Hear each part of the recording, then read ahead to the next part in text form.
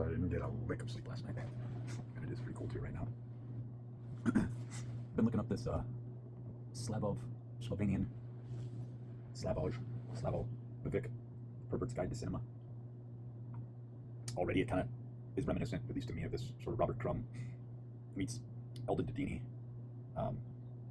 crude animations that reach into the pure child's genetic pool and pulls out the most atrocious things. And I just feel like that's what's going on here in this society. To where you have this trauma bonding, this Stockholm syndrome sort of trauma bonding with where America, the westernized culture, this strange esoteric movement, and you got to look at Beverly Randolph, Pascal Randolph, and see when the Rosicrucians, made their hasty travel to the States. But I think it happened before that. I think there's always somebody who's set up as a scapegoat, right? But there were some heavy inferences and links with sexual practices, and it's really odd how my son and I were remarking on this with movies these days, right? Even still, is that some movies are venturing toward the children get hurt in these sort of dystopic, action-packed, end of the world fever dream sort of scenario, right? Where you want the ugly truth in full display, and that in the real world, in fact, the smaller you are, or the more dainty and docile you may appear, you're that primal, and that's what I'm getting at here. Is when we assume this sort of psychodrive behavior as primal, is it right? So this Pervert's Guide to Cinema and the huge archive that you can find on YouTube. I posted a few of these videos up. Very interesting, and it's not too far-reaching into the sort of fringe art culture that you might think, like this sort of 1980s Soho-esque Greenwich Village denial of what lies beneath sort of thing. Like everybody knows all these strange exotic artists that are perverts. Everybody's hush-hushing and keeping the secret that no, we'll keep your little secret, right? But it really, I think Bukowski's poetry is really important to throw in here. Or you could almost say, in a more mainstream, fringe perspective, how people feel when they first hear Tom Waits, right? Where you realize these aren't really off notes, off keys. They're very well planned, very well rehearsed. Not so much as early days stuff where he's doing this one-man band type of showmanship, but it is. And to circle back around to this meandering that I'm doing here, is that there's a lot of, I keep thinking of Jim Carrey for some reason, because you have somebody who's positing themselves, posturing as authentic, right? And then when you go back, you look at everything he did, all the homosexual levity, the parts on In Living Color, and this sort of sycophancy to a certain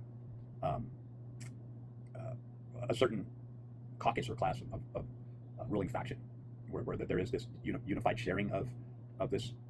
It's almost like when we look at the Seven Kingdoms, right? They're brought up over and over again, parable after parable, story after story.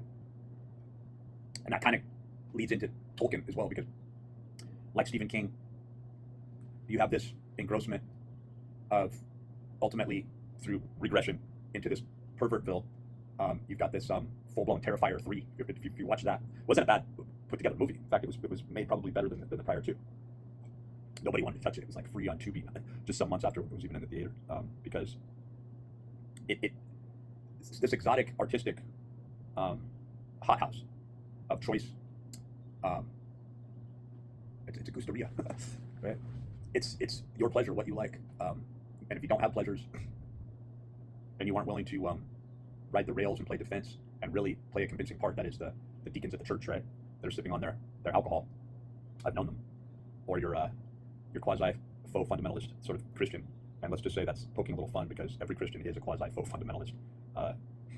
When we get into this, you have a perversion going on here. If you're willing to look at the entirety, if you're willing to eat the whole animal, instead of just cutting off the shank and saying, well, that's all I want for a day, right? And letting the entire carcass go to waste, turning your back while all the slave class and all the way down to the insects end up picking the whole carcass apart, but they're apprehensive about bothering you while you're picking out which choice of meat you want to pick off the carcass first. See, that doesn't exist in reality. No one's afraid of mother. No one gives reverence to mother.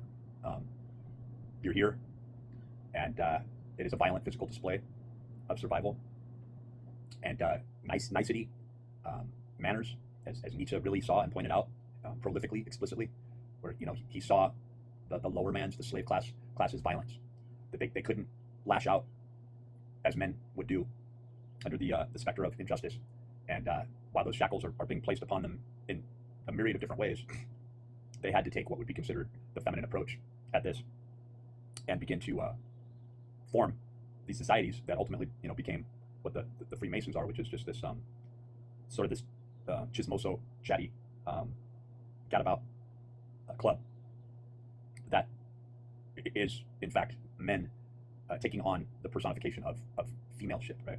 All the way down to the dress.